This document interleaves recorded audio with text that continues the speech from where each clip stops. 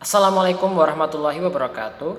Perkenalkan, nama saya Gangsa Bima Nurul Emosin dengan NIM 2520084. Pada kesempatan kali ini saya akan melanjutkan presentasi dari kelompok 5 dan saya akan membawakan dua materi. Yang pertama adalah tentang tradisionalisme, post-tradisionalisme dan juga liberalisme dalam Islam. Kemudian yang kedua adalah pemikiran tentang Islam eksklusif, inklusif dan juga pluralis. Penasaran? Let's check this out. Baik, yang pertama adalah kita akan meninjau tentang tradisionalisme. Secara istilah ataupun bahasa tidak ada arti spesifik ataupun secara resmi dia sebutkan tentang artinya. Tetapi jika kita menelaah dari bidang pemikiran ataupun kita logikakan sendiri, Islam tradisional sebenarnya adalah suatu ajaran yang berpegang pada Al-Quran, kemudian Sunnah Nabi, yang diikuti oleh para sahabat dan juga orang secara keyakinan telah dipraktikkan oleh komunitas muslim atau ahlu al-sunnah wal al-jamaah. Kemudian ketika istilah tradisional ini bersentuhan dengan tradisi lokal Indonesia, maka dalam konteks diskursus Islam Indonesia, tradisionalisme Islam dapat diidentifikasikan sebagai tiga paham. Yang pertama adalah paham ini sangatlah terikat dengan pemikiran Islam tradisional, yaitu pemikiran yang masih terikat kuat dengan pemikiran para ulama fikih, hadis, tasawuf, tafsir maupun tauhid. Kemudian yang kedua adalah paham ini lazimnya itu tumbuh dan juga berkembang di wilayah pedesaan atau dengan pesantren sebagai basis pendidikannya, karena kita juga bisa tahu sendiri ya bahwa dengan kata tradisional ini identik dengan pedesaan ataupun hal-hal yang masih bisa dibilang tanda kutip itu jauh dari perkotaan ataupun modernisasi begitu.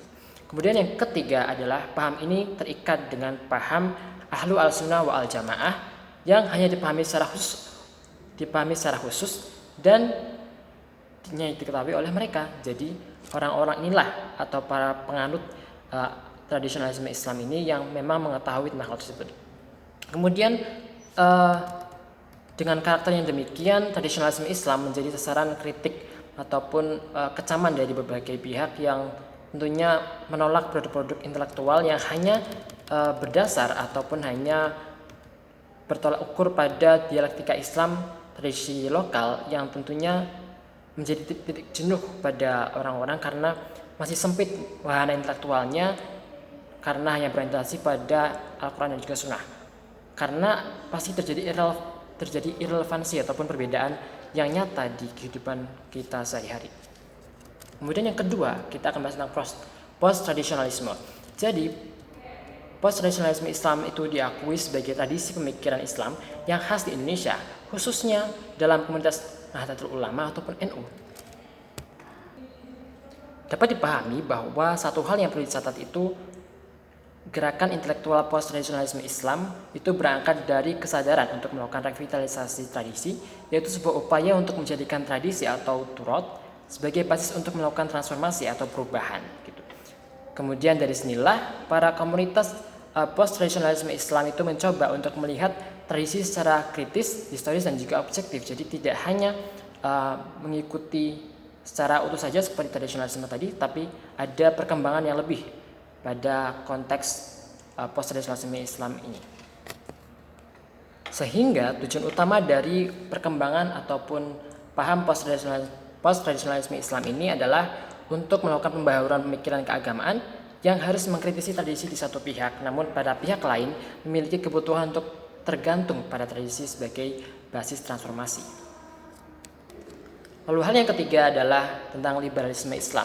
Jadi secara kata ataupun istilah ini memang sedikit diperdebatkan juga ya tentang artinya, bahwa istilah Islam liberal ini tadinya tidak terlalu dikenal karena mungkin lebih ke kebarat-baratan gitu ya. Tetapi justru dikenalnya karena adanya fatwa dari MUI, Majelis Ulama Indonesia, pada tahun 2005 yang menyatakan bahwa paham liberalisme ini adalah sesat dan juga menganut paham yang haram hukumnya begitu.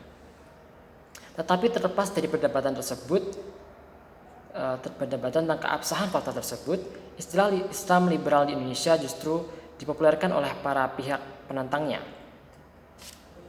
Jadi pastinya orang yang tidak suka dengan liberal itu malah menggaungkan nama liberalisme dalam Islam yang menjadikan liberalisme dalam Islam ini semakin dikenal. Kemudian untuk arti kata Islam liberal itu sendiri tidaklah selamanya jelas, karena jika saya bisa mengutip dari Leonard Binder, yaitu seorang guru besar di UCLA, ketika menulis buku berjudul Islamic Liberalism yang diterbitkan oleh University of Chicago Press pada 1988, memberinya arti Islamic Political Liberalism dengan penerapannya pada negara-negara Muslim di Timur Tengah. Kemudian ada satu tokoh lagi yang bernama Greg Barton.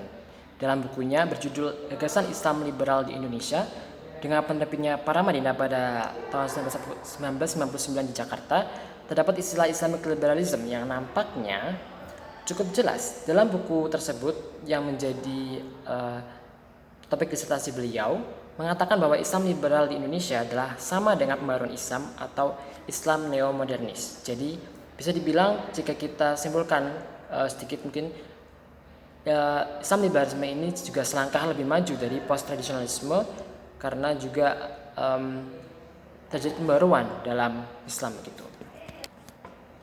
Nah, dalam perkembangannya Islam liberalisme atau liberalisme Islam ini terdapat fase yang berkesinambungan dan juga terdapat banyak konflik, yaitu pada era Orde Baru dan juga Reformasi, yang akhirnya pada akhir-akhir ini terasa sudah mulai adem ayem, kemudian juga tidak terjadi pergolakan lagi di antara masyarakat karena tokoh-tokoh yang bisa dibilang andil ataupun berpengaruh dalam pelaksanaan kegiatan liberalisme Islam ini telah tidak ada di Indonesia. Kemudian juga ada contoh komunitas ataupun jaringan Islam liberal. Jika saya bisa sebutkan, ada dua contoh yang cukup berpengaruh pada masa itu. Jadi pertama adalah jaringan liberalisme Islam di Jakarta, kemudian yang kedua adalah jaringan intelektual muda Muhammadiyah, yang kemudian mereka ini memang cukup aktif dalam melakukan diplomasi ataupun kajian-kajian tentang liberalisme Islam. Baik, itu tadi tentang post-tradisionalisme, tradisionalisme, dan juga liberalisme dalam Islam. Kemudian kita akan beralih pada pembahasan pemikiran Islam eksklusif, inklusif, dan pluralis. Mungkin saya bisa ulangi ya. Yang pertama adalah Islam eksklusif, itu adalah hasil retorika manusia yang mengklaim bahwa agama Islam yang dibawa oleh Nabi Muhammad merupakan jalan keselamatan yang benar. Jadi bagi orang-orang yang berada di luar agama Islam akan menjadi celaka. Bisa dibilang ini seperti juga saklek gitu, atau pakem pada Islam saja gitu. Kemudian kedua adalah Islam inklusif, yaitu mengacu terhadap pendapat Muhammad Khalil bahwa agama mereka atau Islam Muhammad adalah benar dan menawarkan jalan keselamatan menuju surga abadi. Tetapi mereka yang juga beragama lain dengan ikhlas akan tetap mendapatkan keselamatan menuju surga. Jadi istilahnya ini, Islam inklusif ini juga memiliki toleransi pada agama lain. Jadi tidak hanya peduli ataupun tidak hanya mengagungkan agama Islam sendiri. Kemudian ketiga adalah pemikiran Islam pluralis, yaitu hasil evolusi yang lebih lanjut daripada pemikiran Islam inklusif.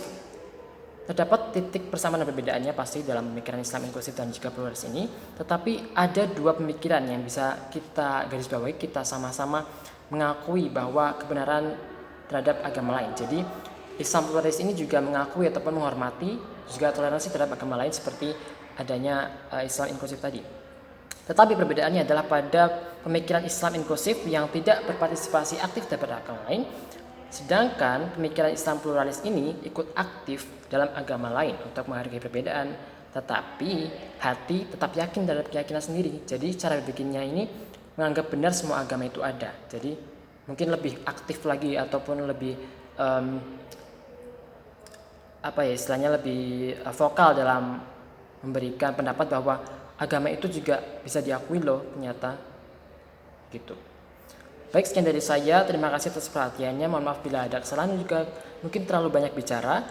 Terima kasih atas perhatiannya. Wassalamualaikum warahmatullahi wabarakatuh. Sampai jumpa.